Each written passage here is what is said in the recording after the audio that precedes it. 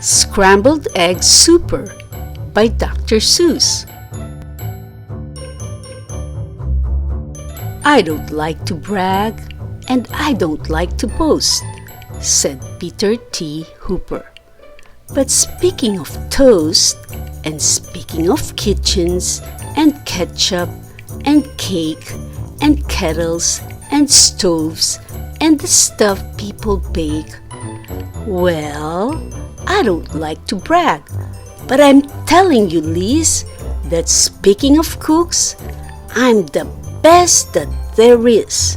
Why, only last Tuesday, when Mother was out, I really cooked something worth talking about. You see, I was sitting here resting my legs, and I happened to pick up a couple of eggs. And I sort of got thinking, it's sort of a shame that scrambled eggs always taste always the same.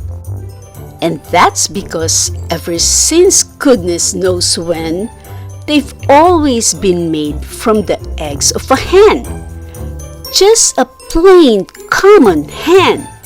What a dumb thing to use with all the other fine eggs you could choose.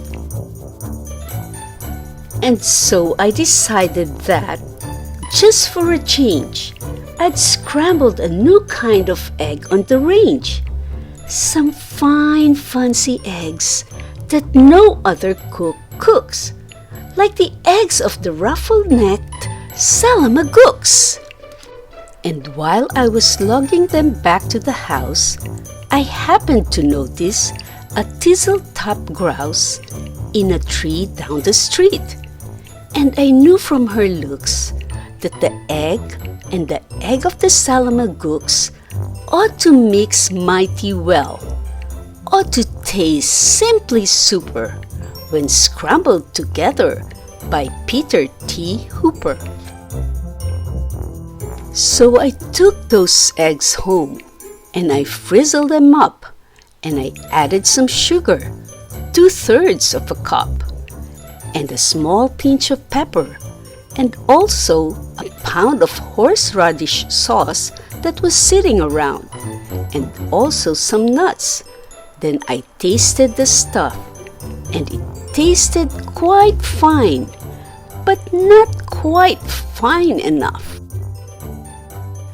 To make the best scramble that's ever been made, a cook has to hook the best eggs ever laid. So I drove to the country, quite rather far out, and I studied the birds that were flitting about. I looked with great care at a mop-noodled finch, and I looked at a big bald-headed grinch, and also I looked at a shade roosting quail who was roosting right under a las-a-lax tail. And I looked at the spritz and a flannel-winged jay, and I just didn't stop. I kept right on my way, 'cause they didn't have the eggs. They weren't laying that day.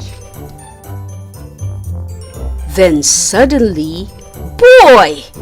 Up that hill a short space, birds! They were laying all over the place. Great, happy, gay families with uncles and cousins, all laying fine, strictly fresh eggs by the dozens.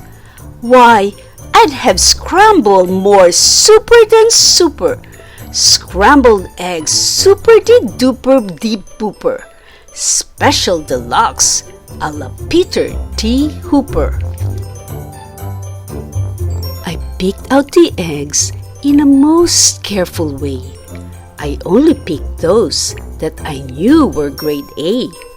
I only took eggs from the very best fowls, so I didn't take eggs from the twiddler owls, 'cause I knew that the eggs of those fellows who twiddle taste sort of like dust from inside a bass fiddle. I went for the kind that were mellow and sweet, And the world's sweetest eggs are the eggs of the queet, which is due to those very sweet trout which they eat. And those trout, well, they're sweet 'cause they only eat wogs. And wogs, after all, are the world's sweetest frogs. And the reason they're sweet is, whenever they lunch, it's always the world's sweetest bees that they munch. And the reason no bees can be sweeter than this, they only eat blossoms of bizzle-nut trees. And these bizzle-nut blossoms are sweeter than sweet. And that's why I nabbed several eggs from the queet. But I passed up the eggs of a bird called a strudel, who's sort of a stork, but with fur like a poodle. For they say that the eggs of this kind of a stork are gooey like glue, and they stick to your fork. And the yolks of these eggs, I am told, taste like fleas, while the whites taste like very old bicycle grease. The places I hiked to, the roads that I rumbled to find the best eggs that have ever been scrambled. I hunted new birds along wild tangled trails, through gullies and gulches, down dingles and dales. I wriggled my way and crawled at the creep through a forest of ferns that were 40 miles deep. And I mushed through the brush till I find a fine quigger whose eggs are as big as a pinhead, no bigger. Then I went for the eggs of a long-legger quang. Now this quang, well, she's built just a little bit wrong, for her legs are so terribly, terribly long that she has to lay eggs 20 feet in the air, and they drop with a plop to the ground from up there. So unless you can catch them before the eggs crash, you haven't got eggs. You've got long-legger hash. Eggs! I'd collected 302, but I needed still more. And I suddenly knew that the job was too big for one fellow to do. So I telegraphed north to some friends near Fazol, which is 10 miles or so, just beyond the North Pole.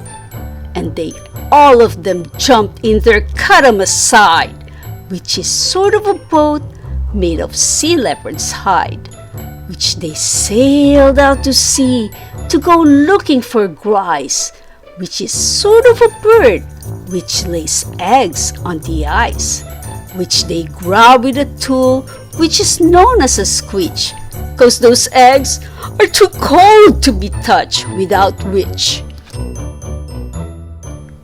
And while they were sending those eggs, I got word of a bird that does something that's almost unheard of. It's hard to believe, but this bird called the pelf lays eggs that are 3 times as big as herself. How that pelf ever learned such a difficult trick, I never found out. But I found that egg quick, and I managed to get it down out of the nest and home to the kitchen along with the rest. But I didn't stop then, 'cause I knew of some ducks by the name of the single-file Zamzian zucks, who stroll single file through the mountains of Zums, quite oddly enough, with their eggs on their thumbs. And some fellows in Zums, whom I happen to know, just happened to capture 1,000 or so. And they wrapped up their eggs and they mailed them by air, marked special delivery, handled with care. I needed more helpers, and so for assistance, I called up a fellow named Ali long distance. And Ali, as soon as he hung up the phone, picked up a small basket and started alone to climb the steep crags and the jags of Mount Stroku to fetch me the egg of a Mount Stroku cuckoo. Now these Mount Stroku cuckoos are rather small gals. But these Mount Stroku cuckoos, they have lots of big pals. They dive from the skies with their wild cackling shrieks, and they jabbed at his legs, and they stabbed at his cheeks with their yammering, clamoring, hammering beaks. But Ali, brave Ali, he fought his way through, and he sent me that egg as I knew he would do, for my scrambled eggs super-de-duper-de-booper, special deluxe a la Peter T. Hooper. In the meanwhile, of course, I was keeping real busy collecting the eggs of the three-eyelash tizzy. They're quite hard to reach, so I rode on the top of a hamika, schnimika, schnamika, schnap. Then I found a great flock of southwest-facing cranes, and I guess they've got something that's wrong with their brains. For this kind of a crane, when she's guarding her nest, will always stand facing precisely southwest. So to get at those eggs wasn't hard in the least. I came from behind, from precisely northeast. And I captured the egg of a griggly cactus, who lays them up high in a prickly cactus. Then I went for some zips, and they're exactly like zuffs. But the ziffs live on cliffs, and the zuffs live on bluffs. And seeing how bluffs are exactly like cliffs, it's mighty hard telling the zuffs from the ziffs. But I know that the egg that I got from the bluffs, if it wasn't a ziffs from the cliffs, was a zuffs. Now I needed the egg of a moth-watching sniff, who's a bird who's so big she scares people to death. And this awful big bird, well, the reason they name her the moth-watching sniff is 'cause that's how they tame her. She likes watching moths, sort of quiets her mind. And while she is watching, you sneak up behind and you yank out her egg. So I got one, of course, with the help of some friends and a very fast horse. If you want to get eggs you can't buy at a store, you have to do things never thought of before. Why, to get at the egg of one very small dove, we had to pry all of one mountain top off. Then I heard of some birds who lay eggs, if you please, that taste like the air in the holes in Swiss cheese. And they live in big Zanzibar trees. So I ordered a tree full. The job was immense, but I needed those eggs and said, hang the expense. I still needed one more, and I saved it for last, the egg of the frightful bombastic aghast. And that bird is so mean, and that bird is so fast, that I had to escape on a jilly-ka-jast. A fleet-footed beast who can run like a deer, but looks sort of different. You steer him by ear. All through with the searching, all through with the looking. I had all I needed. And now for the cooking. I rushed to the kitchen, the place where I'd stuck them. I rolled up my sleeves, I unpacked them and cracked them, and shocked them and chucked them in 99 pans. Then I mixed in some beans. I used 55 cans. Then I mixed in some ginger, 9 prunes and 3 figs, and parsley, quite sparsely, just 22 sprigs. Then I added 6 cinnamon sticks and a clove, and my scramble was ready to go on the stove. And you know how they tasted?